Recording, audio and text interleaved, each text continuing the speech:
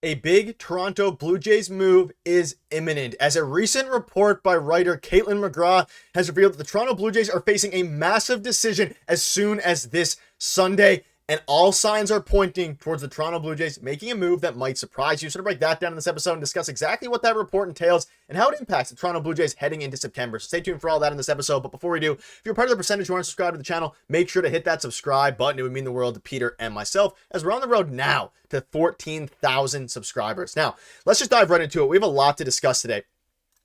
A recent report by Caitlin McGraw has came out and revealed some very interesting things about Jake Bloss. Now, obviously, we've had some videos discussing Jake Bloss. When is the time to call him up? Obviously, September is inching closer and closer, just days away at this point, and only a couple days away. And what's going to happen with Jake Bloss as soon as this Sunday could be very interesting for the Toronto Blue Jays. You see this article here. Blue Jays recent acquisition poised for September call-up. Now, this is no surprise necessarily that the Jays are looking to call up some, rookies, some prospects in September. That happens all the time.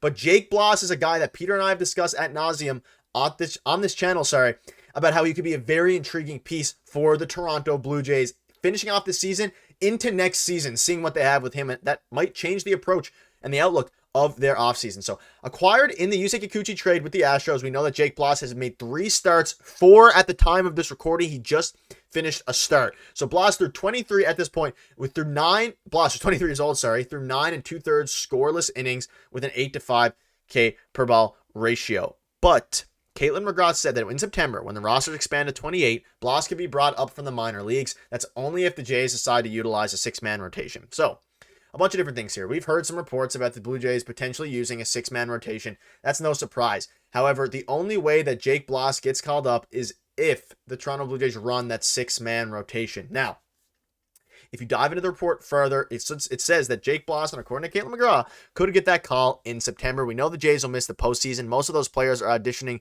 for roles on the 2025 roster and beyond. Toronto has been in a relaxed rush to call him up, but with the roster expanding in September, he could be headed north by next week. McGraw added the Blue Jays pushed all the starters back a day when they used their reliever Ryan Burr and opener Ryan Yarborough a couple days ago. There will be one more turn of the rotation that sees the starters pitch on regular rest. And obviously, basically, the Jays pushed the starters back, and it looks like they're heading towards a 6-man rotation with Jake Bloss stepping in. However, the biggest point about this now is whether or not the Toronto Blue Jays want to actually go ahead and pull the trigger on that. So we'll dive into this a little bit more. You look at his stats here. Now, at the time of recording, you can see in AAA Buffalo, 3 games, 9.2 innings with 6 hits. Now, this hasn't updated because he just finished, and I think they're in the middle of a game as the time of recording. He just finished a start a couple hours ago where he had a rough outing. So his 4th start included 1 2/3, giving up 9 hits and 3 home runs.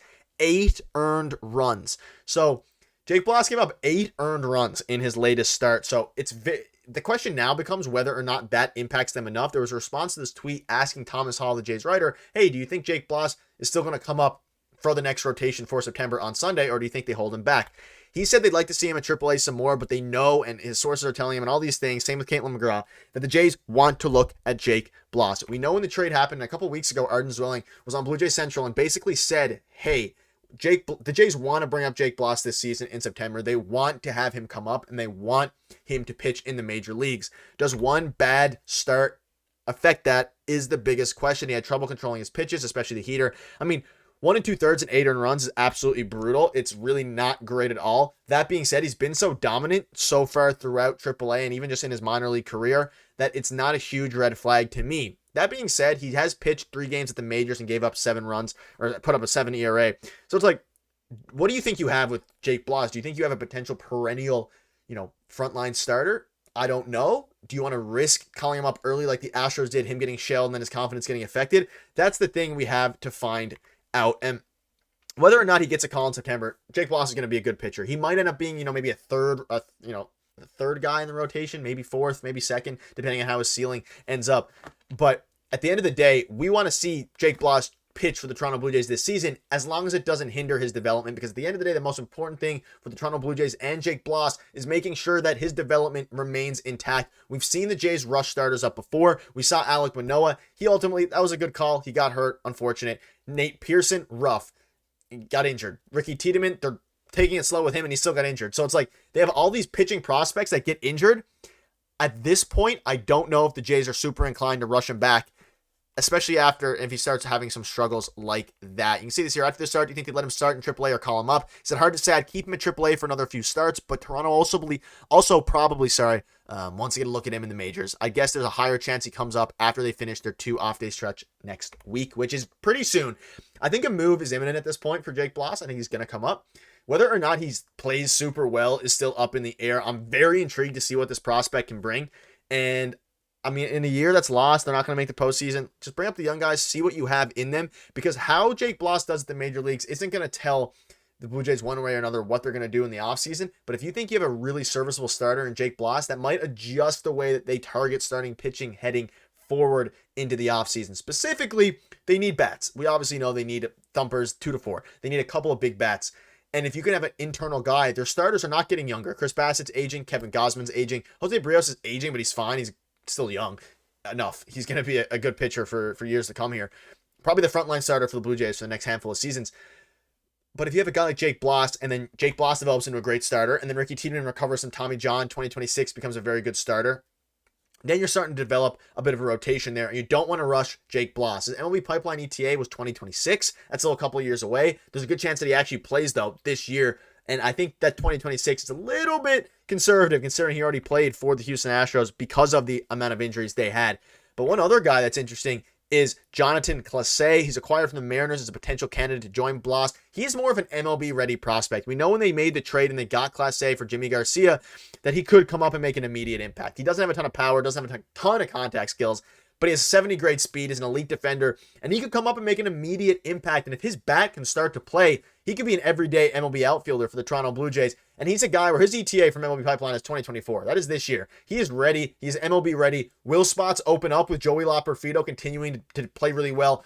Dalton Varsho having an underrated, really incredible year, putting up a near 5 F-WAR. Like, there's a lot of different guys that are playing well. There's not a ton of spots open in the outfield yet, but bringing up Clase, giving him some run, and the question is, do you want to not give him consistent playing time? Like, if you're calling him up, in AAA, he's going to play every single day. But with the Blue Jays, he's probably not going to play every single day. He'll probably replace Davis Schneider, and Davis Schneider will probably get sent down because he has struggled for a while. I can see a world where they call up Clase, they send down Schneider, but let me know in the comments what your thoughts are on this. Do you want to see Bloss up? Do you want to see Clase up? Or another guy like Nathan Lucas, who obviously mashed before he got hurt? And he is 29 years old, though. I don't really want to see him. Not because he's not a great player, but because he's 29 years old. I'd rather see the young guys. That being said, if he could blossom into a trade piece going forward, could be interesting. But let me know in the comments what your thoughts are on all this. Some very interesting details are coming out. And it's also very interesting that Jake Bloss, on the brink of a call-up, had a very rough start. I can guarantee you, if he played really well, went 6 innings, no runs, he'd be on his way to Toronto sooner than expected. But let me know in the comments what your thoughts are on this. Peter will be back tomorrow. See you guys soon.